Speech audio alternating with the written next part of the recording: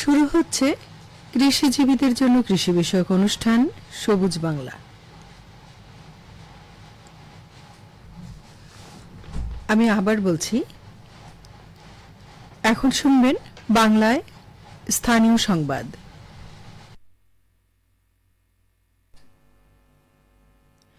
আসসালামু আলাইকুম। বাংলাদেশ বেতার, রাজশাহী। স্থানীয় সংবাদ পড়ছি নূরজাহান বন্যা। রাজশাহীতে গুম হওয়া পরিবারের স্বজনরা এখনও তাদের প্রিয়জনদের ফিরে আসার অপেক্ষায় প্রহর গুনছেন। তারা বলছেন, শেখ হাসিনা সরকারের পতন হওয়ার 1 বছর অতিক্রম হলেও এই মানুষগুলোর কেন খোঁজ মিলছে না। গুম হয়ে যাওয়া ব্যক্তিদের স্মরণে আন্তর্জাতিক গুম দিবস উপলক্ষে আজ রাজশাহী নগরীর সাহেববাজার 0 পয়েন্টে মানবাধিকার সংগঠন অধিকারের আয়োজনে অনুষ্ঠিত মানববন্ধনে তারা এমন প্রশ্ন তোলেন। তারা দাবি তুলেছেন, হারিয়ে যাওয়া স্বজনদের সন্ধান দিতে হবে। গুমের সাথে জড়িতদের অবিলম্বে আইনের আওতায় এনে ভোটের আগেই বিচারের কার্য শেষ করারও দাবি জানান স্বজনরা।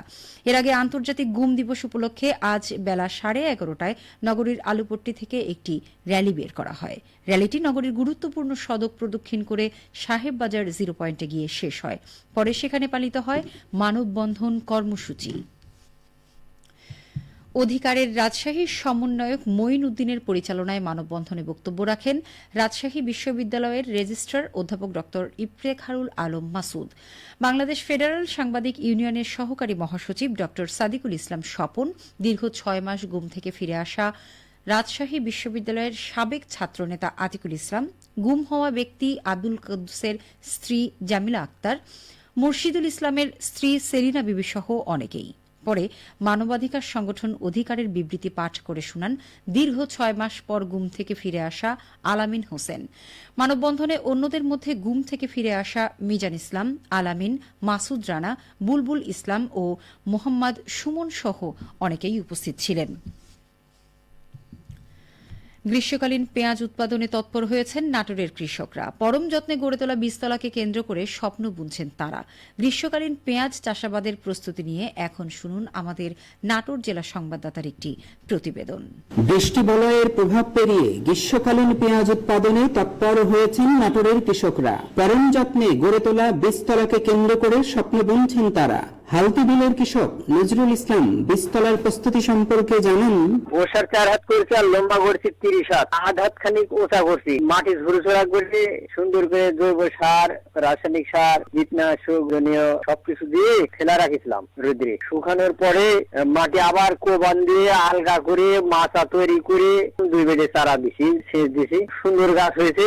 নলডাঙ্গা উপজেলা এই পেঁয়াজ উৎপাদনে অগ্রগামী। উপজেলা কৃষি সম্প্রসারণ কর্মকর্তা মোহাম্মদ সাজ্জাদ হোসাইন বলেন, বছর সরকারি প্রণোদনার আওতায় নলডাঙ্গা উপজেলার 220 জন কৃষককে গ্রীষ্মকালীন পেঁয়াজ বীজ, সার এবং বালানাশক সহায়তা প্রদান করা হয়েছে। এ পর্যন্ত প্রায় 1 হেক্টরের কাছাকাছি বীজতলা তৈরি হয়েছে। এবছর অতিবৃষ্টির কারণে বীজতলা তৈরিতে কিছুটা দেরি হয়েছে। বিঘা প্রতি প্রায় 100 থেকে 110 মন গ্রীষ্মকালীন পেঁয়াজ পাওয়া যায়। এটি উচ্চমূল্য ফসল হয়। কৃষক যথাযথ দাম পেলে বিঘা প্রতি প্রায় 1.5 থেকে 2 লক্ষ টাকা আয় করা সম্ভব। পাশাপাশি দেশের পেঁয়াজ আমদানি নির্ভরতাও এতে করে অনেকটা কমে আসবে। কৃষি সম্প্রসারণ অফিসারগণ এবং মাঠ পর্যায়ের উপসহকারী কৃষি কর্মকর্তাগণ প্রতিনিয়ত কৃষকদের পরামর্শ প্রদান করে যাচ্ছেন।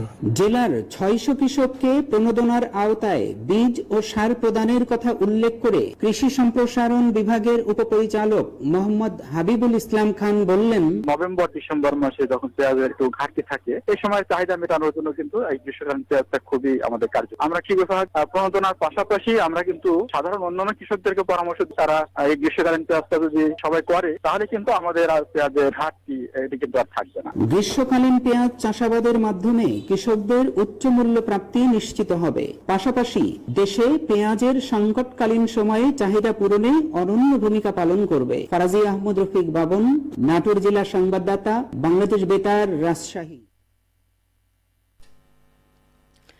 দিন দিন ভ্রমণ পিপাসুদের কাছে দর্শনীয় স্থান হিসেবে জনপ্রিয় হয়ে উঠেছে নওগাঁর রানীনগরের 100 বছরের ঐতিহ্য রক্তদহ বিল ও পাখিপল্লী। সৌন্দর্যের লীলাভূমি হিসেবে ঐতিহাসিক রক্তদহ বিলের নয়নাভিরাম দৃশ্য ইতোমধ্যেই রানীনগর উপজেলাকে দেশজুড়ে পর্যটন এলাকা হিসেবে পরিচিত করেছে। এই বিলকে আরও পর্যটক বান্ধব করতে খনন, বিলের চারপাশ দিয়ে পর্যটকদের চলাচলের জন্য রাস্তা ও নৌকার সহজ যাতায়াত পথ সৃষ্টির উদ্যোগ নেওয়া হয়েছে। এছাড়া বিলের চারপাশ দিয়ে পরিবেশ বান্ধব, পাখি বান্ধব গাছ রোপণ, বিলের সকল সংযোগ খাল খনন করা, পাখিপল্লীকে আরও আকর্ষণীয় করা ও ঝুলন্ত সেতু নির্মাণ সহ নানা পরিকল্পনা নিয়েছে উপজেলা প্রশাসন।